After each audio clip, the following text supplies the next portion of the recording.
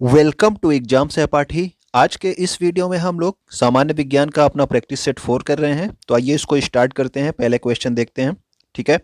सीटी स्कैनिंग में क्या उपयोग होता है? अल्ट्रासाउंड तरंगे, एक्सरे, गामा किरणें या फिर इनमें से कोई नहीं?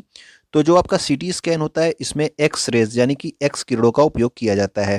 ठीक है। तो एक्स रे का उपयोग किया जाता है सीटी स्कैनिंग में। और सीटी स्कैनिंग में आपका जो सीटी वर्ड होता है इसका फुल फॉर्म क्या होता है? तो इसका मतलब होता है कंप्यूटेड टोमोग्राफी। ठीक है। CT scan, computed tomography scan. और यह एक विशेष प्रकार का एक्सरे परीक्षण होता है। ठीक है। तो इसमें एक्स रेज का यूज की जाती है यानी कि एक्स किरणों का प्रयोग किया जाता है सीटी स्कैन में। अगला क्वेश्चन है हमारा, चंद्रमा की सतह पर कौन सा तत्व पाया जाता है? तो चंद्रमा की सतह पर हम कौन सा तत्व पाते हैं? टीन पाया जाता है, टंगस्टन पाया जाता है, टेंटलम पाया जाता है या फिर टाइटेनियम? तो चंद्रमा की सतह पे जो आपका तत्व पाया जाता है वो होता है आपका टाइटेनियम। और ये अधिक मात्रा में वहां पे पाया जाता है चंद्रमा की सतह पर।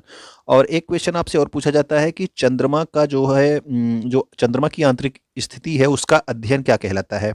तो याद रखना, इसको कहते हैं आप सेलेनोलॉजी। ठीक है ना। तो सेलेनोलॉजी कहा जाता है इसको। तो चंद्रमा का सतह और उसकी आंतरिक स्थिति का अध्ययन। और चंद्रमा की चट्टानों में टाइटेनियम की मात्रा अधिक पाई जाती है, तो ये भी आप याद रखेंगे। ठीक है। चंद्रमा की सतह पर कौन सा तत्व अधिक पाया जाता है? टाइटेनियम। अगला क्वेश्चन है, जब जल जमता है तब इसका घनत्व क्या होगा? इसका घनत्व बढ़ेगा या फिर समान रहेगा या फिर घटेगा या फिर शून्य हो जाता है? तो अगर आपको पता हो कि जल का घनत्व जो है सबसे ज्यादा किस पॉइंट पे होता है, ठीक है, यानी कि कितने डिग्री सेंटीग्रेड पे जल जल का घनत्व सर्वाधिक होता है, अगर आपको ये पता हो तो आप कमेंट करके बताइएगा। बाकी जब जल जमता है तो इसका घनत्व आपको पता होना चाहिए क्या होगा।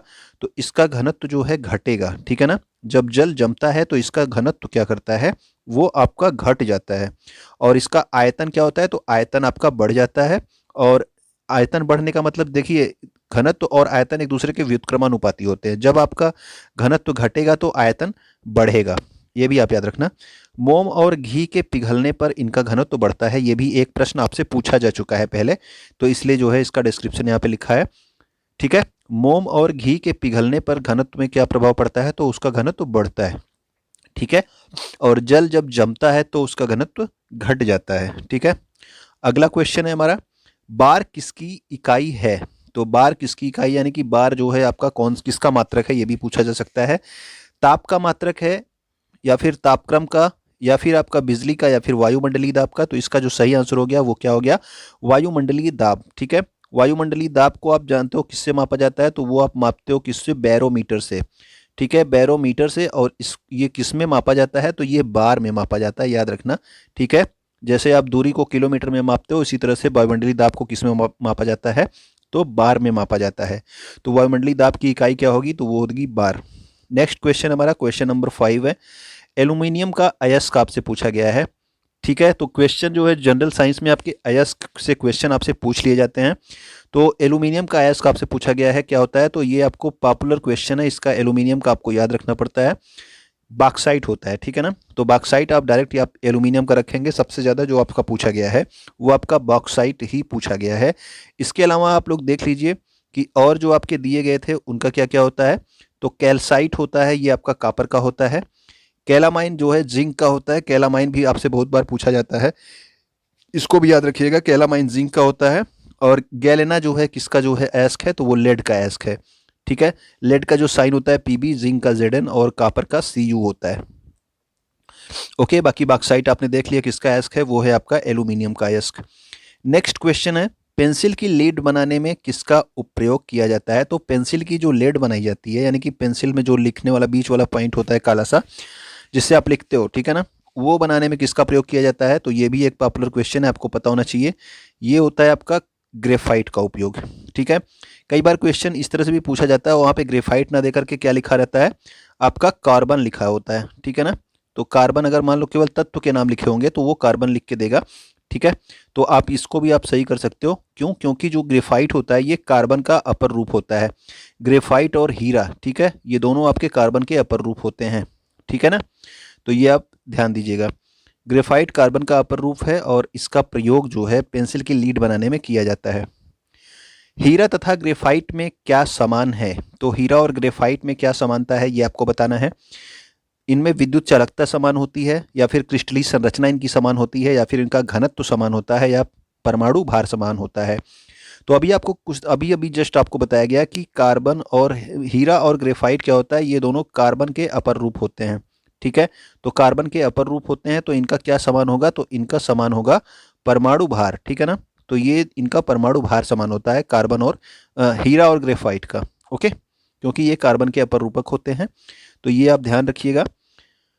हीरा और ग्रेफाइट दोनों ही कार्बन के अपर रूप हैं, परमाणु भार इनका समान होता है। हालांकि इन दोनों की क्रिस्टलीय संरचना और घनत्व दोनों भिन्न भिन्न होते हैं। ठीक है ना, यानी कि इनकी क्रिस्टलीय संरचना एक समान नहीं होती है, इनका घनत्व भी अलग अलग होता है, लेकिन ये इन दोनों का परमाणु भार जो होता है वो होता है समान। ठीक है, तो ये आप याद रखना, क्योंकि हीरा और ग्रेफाइट दोनों ही कार्बन के अपर रूप हैं, इसमें अंतर क्या है वो आप जरूर याद रखिएगा। विट्रियाल का तेल या फिर आइल ऑफ विट्रियाल बोला जाता है। कशिश का तेल किसको कहा जाता है, इस तरह से क्वेश्चन आपसे पूछा जाता है। ठीक है, तो ये भी क्वेश्चन आपसे पहले पूछा जा चुका है। कशिश का तेल किसको कहते हैं, ये भी पूछा जा चुका है। अम्लराज किसको कहते हैं, ये भी पूछा जा चुका है। तो इन सबका एक ही आंसर है, वो क्या है, वो है आपका H2SO4 यानी कि सल्फ्यूरिक एसिड। ठीक है, तो ऑयल ऑफ विट्रियल क्या होता है, वो होता है आपका सल्फ्यूरिक एसिड। इसका फार्मूला भी आप याद रखेंगे H2SO4, क्योंकि डायरेक्ट आपको फार्मूला भी लिखा रह सकता है ऑप्शन में। ठीक, तो सल्फ्यूरिक एसिड को अम्लों का राजा यानी कि अम्लराज भी कहा जाता है, ये भी आप याद रखना, ये भी क्वेश्चन कई बार पूछा गया है। अम्लराज किसको कहते हैं, वो है आपका सल्फ्यूरिक एसिड। अगला क्वेश्चन है, सीजीएस पद्धति में बल का क्या मात्रक होता है। तो सीजीएस का मतलब क्या हो गया कि आपका सी से हो गया आपका सेंटीमीटर, जी से हो गया ग्राम और एस से हो गया सेकंड, यानी कि सेंटीमीटर ग्राम सेकंड। ये एक पद्धति थी सीजीएस पद्धति, फिर उसके बाद एमकेएस पद्धति आई। तो सीजीएस पद्धति में आपसे पूछा गया है कि बल का मात्रक क्या होता है। तो न्यूटन किस में होता है, तो न्यूटन तो होता है एमकेएस पद्धति में, यानी कि जो आपका स्टैंडर्ड पद्धति है जो इस समय मान्य है, इसमें आपका जो है न्यूटन होता है। लेकिन यहाँ पे पूछा गया सीजीएस पद्धति में, तो सीजीएस पद्धति में जो आपका बल का मात्रक होता है वो होता है आपका डाइन। ठीक है ना, तो डाइन आप याद रखना। जूल आपने कल देखा था, अगर आपको याद हो जूल जो है किसका किसका मात्रक होता है, तो आप कमेंट करके इसको बताइएगा। ठीक है, कि जूल किसका किसका मात्रक होता है, कल वाले वीडियो में शायद इसको बताया गया था। ओके, तो सीजीएस पद्धति में बल का मात्रक डाइन और एमकेएस पद्धति में बल का मात्रक क्या हो गया, न्यूटन हो गया। क्वेश्चन नंबर 10 हमारा क्या है, कृत्रिम सिल्क के रूप में कौन सा सिंथेटिक फाइबर जाना जाता है, यानी कि कौन सा एक कृत्रिम सिल्क के नाम से जाना जाता है, कौन सा एक सिंथेटिक फाइबर है जिसको कृत्रिम सिल्क। ठीक है, तो कृत्रिम सिल्क कौन सा होता है, नायलॉन, रेयॉन, कॉटन या फिर टेरिलीन। तो इसका जो सही आंसर हो गया वो क्या हो गया, तो वो हो गया आपका रेयान। ठीक है ना, तो रेयान इसका सही आंसर है। रेयान को जो है कृत्रिम सिल्क के रूप में भी जाना जाता है। ओके, अगला क्वेश्चन देखते हैं हम लोग। कांच का कौन सा प्रकार उष्मा प्रतिरोधी है, यानी कि किस पर जो है उष्मा का सबसे कम प्रभाव पड़ता है, कौन से कांच पर, बोतल कांच पर या फिर जो है आपका फ्लिंट कांच पर या फिर हार्ड कांच पर या फिर पायरेक्स कांच पर। तो इसमें जो सही आंसर हो जाएगा वो हो जाएगा आपका पायरेक्स कांच। ठीक है, तो पायरेक्स कांच पर जो है आपका ताप का बहुत कम प्रभाव पड़ता है, ये आपका उष्मा प्रतिरोधी होता है। ठीक है, उष्मा प्रतिरोधी होता है ये, और इससे जो है अच्छे प्रकार के बर्तन बनाए जाते हैं। ठीक है, उच्च कोट के बर्तन इससे बनाए जाते हैं आपके पायरेक्स कांच से। ठीक है, नेक्स्ट क्वेश्चन है हमारा, आधुनिक परमाणु सिद्धांत तैयार किया गया था। तो परमाणु सिद्धांत के बारे में कल वाले वीडियो में आपको बताया गया था कि परमाणु सिद्धांत किसने दिया था। तो परमाणु सिद्धांत जो दिया था वो दिया था जॉन डाल्टन ने। ठीक है ना, आधुनिक परमाणु सिद्धांत किसने दिया था, जॉन डाल्टन ने। और रदरफोर्ड ने किसकी खोज की थी, तो आपको बताया गया था नाभिक की खोज की थी रदरफोर्ड ने। ठीक है ना, तो ये भी आप याद रखना, आपसे डायरेक्ट ये भी क्वेश्चन पूछा जा चुका है पहले कि आपकी इसकी नाभिकीय संरचना किसने दी है, तो वो दी है किसने, परमाणु की नाभिकीय संरचना। ठीक है, परमाणु की नाभिकीय संरचना रदरफोर्ड ने दी है, और इन्होंने अल्फा और बीटा किरणों की भी खोज की थी। तो किसने, रदरफोर्ड ने। जॉन डाल्टन ने क्या किया था, तो इन्होंने आधुनिक परमाणु सिद्धांत दिया था। ओके, क्वेश्चन नंबर 13 में आते हैं हम लोग, डायनामाइट का आविष्कार किसने किया था। तो डायनामाइट का आविष्कार, ये भी एक पॉपुलर क्वेश्चन है, आपको पता होना चाहिए। तो इसका नाम जो है आप सबको पता होना चाहिए, फ्रेडरिक फ्रोबेल गलत है, अल्फ्रेड नोबेल। ठीक है, ये वाला आपका सही है। तो आपका अल्फ्रेड नोबेल, इन्होंने डायनामाइट का आविष्कार किया था, और इन्हीं के नाम पर ही क्या दिया जाता है, आपका नोबेल प्राइज जो होता है। ठीक है, जो आपका नोबेल प्राइज होता है वो आपका किनके नाम पे दिया जाता है, वो आपके अल्फ्रेड नोबेल के ही नाम पे दिया जाता है। ठीक है ना, तो अल्फ्रेड नोबेल के नाम पे नोबेल पुरस्कार दिया जाता है, और इन्होंने ही डायनामाइट का आविष्कार किया था। क्वेश्चन नंबर 14 है हमारा, कैल्शियम सल्फेट को जो है किस रूप में जाना जाता है। तो कैल्शियम सल्फेट जो होता है, तो ये आपका कैल्शियम सल्फेट होता है आपका CaSO4। ठीक है, CaSO4 डॉट अगर 2H2O लिखा है, ठीक है, तो ये आपका निर्जल कैल्शियम सल्फेट कहलाता है और ये होता है आपका क्या, ये होता है आपका जिप्सम, ठीक है ना। तो ये होता है आपका जिप्सम। लेकिन अगर यहीं पे 2H2O की जगह पर एक हाफ H2O लिखा हो, ठीक है, हाफ H2O लिखा हो, तो ये हो जाता है आपका प्लास्टर ऑफ पेरिस, ठीक है। यानी कि CaSO4 डॉट हाफ H2O अगर है तो वो आपका प्लास्टर ऑफ पेरिस होता है, और CaSO4 डॉट 2H2O है तो वो आपका जिप्सम होता है, ठीक है। देखिए 2H2 यानी कि H2O आपका जल होता है, तो ये 2H2O यानी कि ज़्यादा है, तो ज़्यादा का मतलब आप समझ लीजिए कि ज़्यादा जो है वो आपका जिप्सम है, जो कम है वो आपका कौन सा है, प्लास्टर ऑफ पेरिस, ठीक है। तो ज़्यादा पानी तो ज़्यादा जो है आपका जिप्सम हो गया। CaSO4 डॉट 2H2O जिप्सम और CaSO4 डॉट हाफ H2O, ठीक है, ये होता है आपका प्लास्टर ऑफ पेरिस। इनका डायरेक्ट फार्मूला भी आपसे पूछा जाता है क्योंकि इसमें बहुत छोटा सा अंतर है। ओके, क्वेश्चन नंबर 15 है हमारा, कृत्रिम वर्षा के लिए प्रयोग किया जाता है। तो कृत्रिम वर्षा किससे कराई जाती है? सिल्वर ब्रोमाइड से, कॉपर ऑक्साइड से, सिल्वर आयोडाइड से, या फिर सिल्वर नाइट्रेट से। तो इसका जो सही आंसर हो गया, कृत्रिम वर्षा के लिए प्रयोग की जाती है सिल्वर आयोडाइड, ठीक है। तो सिल्वर आयोडाइड का प्रयोग करके कृत्रिम वर्षा कराई जाती है। सिल्वर नाइट्रेट जो है, आप जब चुनाव में वोट देने जाते हो, ठीक है, तो आपके अंगुली पे एक निशान लगाया जाता है ना, वो क्या होता है, वो आपका सिल्वर नाइट्रेट होता है। सिल्वर ब्रोमाइड का प्रयोग किसमें किया जाता है? फोटोग्राफी में। तो ये तीनों क्वेश्चन भी अलग से पूछे जाते हैं, तो यहाँ पे आप इन तीनों को भी देख लीजिएगा, ठीक है। तो सिल्वर आयोडाइड आपका किसके लिए हो गया? कृत्रिम वर्षा के लिए। सिल्वर नाइट्रेट मतदाताओं की उंगली पर निशान लगाने के लिए सिल्वर नाइट्रेट, ये भी क्वेश्चन पहले पूछा जा चुका है। सिल्वर ब्रोमाइड का प्रयोग फोटोग्राफी में होता है, ये भी क्वेश्चन आपसे जनरल साइंस में पहले पूछा जा चुका है। तो तीनों का नाम आप याद रखेंगे, तीनों का काम आप याद रखेंगे। ओके, क्वेश्चन नंबर 16 हमारा है, एस्पिरिन क्या होती है? तो एस्पिरिन जो है कहीं कहीं दवाओं के नाम या फिर किस दवा से क्या रोग ठीक होता है, इस तरह से भी क्वेश्चन जनरल साइंस में पूछ लिए जाते हैं, ठीक है। तो एथिल सैलिसिलेट होता है, मेथाइल सैलिसिलेट होता है, सोडियम सैलिसिलेट होता है, या फिर एसिटिल सैलिसिलिक एसिड होता है। तो जो एस्पिरिन होता है वो होता है आपका एसिटिल सैलिसिलिक एसिड, ठीक है।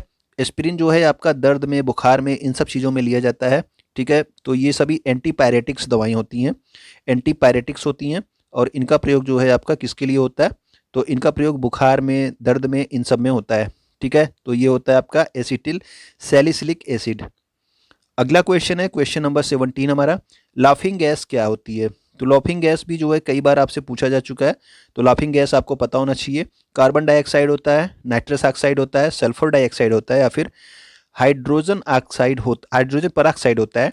तो लाफिंग गैस जो है ये आपका पॉपुलर क्वेश्चन है, कई बार आपसे एग्जाम में पूछा गया है, तो ये होता है आपका नाइट्रस ऑक्साइड, ठीक है। तो लाफिंग गैस क्या है? नाइट्रस ऑक्साइड, डायरेक्ट आप याद रखेंगे, ये आपसे क्वेश्चन पूछ लिया जाता है, और एक बार इसका फार्मूला पूछा गया था, ठीक है। लाफिंग गैस का जो है फार्मूला पूछा गया था, डायरेक्ट आपसे पूछ लिया गया था, नाइट्रस ऑक्साइड से जो है व्यक्ति हंसने लगता है तो उसका फार्मूला क्या है नाइट्रस ऑक्साइड का? तो ये भी आप याद रखना, नाइट्रस ऑक्साइड का जो फार्मूला होता है वो होता है N2O, ठीक है। तो ये इसका नाम तो सबको पता होता है, लेकिन फार्मूला कभी कभी गड़बड़ हो जाता है, कभी कभी NO2, N2O, NO2 ट्वाइस इस तरह से लिख देता है, तो आदमी कंफ्यूज हो जाता है। इसको सूंघने पर हंसी आती है, इसका प्रयोग शल्य चिकित्सा में निश्चेतक के रूप में किया जाता है। निश्चेतक मतलब बेहोश करने के लिए। ओके, अगला क्वेश्चन देखते हैं, क्वेश्चन नंबर 18 हम लोग आते हैं। 18 है हमारा, शुद्ध पानी का पीएच मान पूछा गया है। तो पीएच मान से क्वेश्चन आपसे पूछ लिए जाते हैं। तो पीएच मान में देखिए एक आपका फैक्टर होता है, जो शुद्ध पानी है इसका पीएच मान कितना होता है? ये होता है आपका 7, ठीक है। ना तो ये अम्लीय होता है, ना ही क्षारीय होता है। अगर आपका 7 है तो आपका क्या होगा? वो आपका उदासीन होता है, ठीक है। अगर आपका पीएच वैल्यू 7 है तो उदासीन होगा। अगर 7 से ज़्यादा हो, ठीक है, 7 से ज़्यादा है तो क्या होगा? वो आपका क्षारीय होगा। और 7 से अगर कम है तो वो कैसा होगा? आपका अम्लीय होता है, ठीक है ना। तो अगर आपका विलयन जो है 7 की पीएच वैल्यू 7 से कम है तो अम्लीय, 7 से ज़्यादा है तो क्षारीय। और आपका पीएच मान रक्त का कितना होता है? अगर आपको पता हो, कल आपको बताया गया था, तो आप कमेंट करके बताना कि रक्त का पीएच मान कितना होता है, ठीक है। रक्त अम्लीय है या क्षारीय है, ये भी आप बताएंगे। क्वेश्चन नंबर 19 हमारा है, रक्त कैंसर होता है। तो रक्त कैंसर जो है क्या होता है, इसको क्या बोला जाता है? रेबीज, हाइपरमेट्रोपिया, या फिर ल्यूकेमिया। तो जो रक्त कैंसर होता है इसको बोलते हैं क्या हम लोग? इसको बोलते हैं ल्यूकेमिया, ठीक है ना। इसमें वाइट ब्लड सेल्स से ये संबंधित होता है रक्त कैंसर, और इसमें वाइट ब्लड सेल्स यानी कि श्वेत रक्त कणिकाओं की संख्या बढ़ जाती है, और आपका रक्त कैंसर को ल्यूकेमिया कहा जाता है, ठीक। श्वेत रक्त कणिकाओं यानी कि व्हाइट ब्लड सेल्स यानी कि आपका WBC आप लोग पढ़े होंगे, ठीक है, इसकी संख्या क्या होती है, इसकी संख्या बढ़ जाती है। क्वेश्चन नंबर 20 है आपका निक्लोपिया, निक्टलोपिया, ठीक है, इसको जो है बोला जाता है रतौंधी। तो ये तो अगर रतौंधी अगर लिख दिया तो आपको सिंपल हो गया क्वेश्चन। रतौंधी नामक रोग किस विटामिन की कमी से होता है, तो आपने हमेशा से पढ़ा है किसकी कमी से होता है, विटामिन ए। लेकिन अगर आपका ये लिखा हो केवल निक्टलोपिया तो वो उसका मतलब भी क्या है, वो उसका मतलब रतौंधी ही है, ठीक है। तो ये आप ध्यान रखिएगा, निक्टलोपिया जो है ये किसकी कमी से होता है, तो वो आपका विटामिन ए की कमी से। ओके, विटामिन ई की कमी से अब इसमें जो है 2-3 और पूछे जाते हैं जो आपसे, ये भी आप देख लें। विटामिन ए का रासायनिक नाम क्या होता है, तो वो होता है रेटिनॉल, इसकी कमी से रतौंधी रोग। विटामिन ई अगर है इसकी कमी से, तो इसकी कमी से जनन क्षमता में कमी आती है। और विटामिन ई को क्या बोलते हैं, इसको बोलते हैं ब्यूटी विटामिन, ठीक है ना। विटामिन डी की कमी से कौन सा रोग होता है, रिकेट्स, ठीक है, रिकेट्स और ऑस्टियोमलेशिया, ये 2 रोग होते हैं विटामिन डी की कमी से। विटामिन B12 की कमी से क्या होता है, अनीमिया रोग होता है, ठीक है ना। अनीमिया रोग होता है आपका किसकी कमी से, विटामिन B12 की कमी से। तो ये सभी के सभी हमारे जो है इंपॉर्टेंट 20 क्वेश्चंस थे। अगर आपको ये वीडियो अच्छा लगा हो तो आप क्या करेंगे, आप करेंगे इसको शेयर, ठीक है, अपने फ्रेंड्स के साथ इसको शेयर करिए। वीडियो को आप क्या करेंगे, लाइक कर देंगे, और कोई ना कोई आप लोग कमेंट्स कर दिया कीजिए जो आपको अच्छा लग रहा हो वीडियो में, ठीक है। वीडियो देखने के लिए आपका बहुत बहुत धन्यवाद।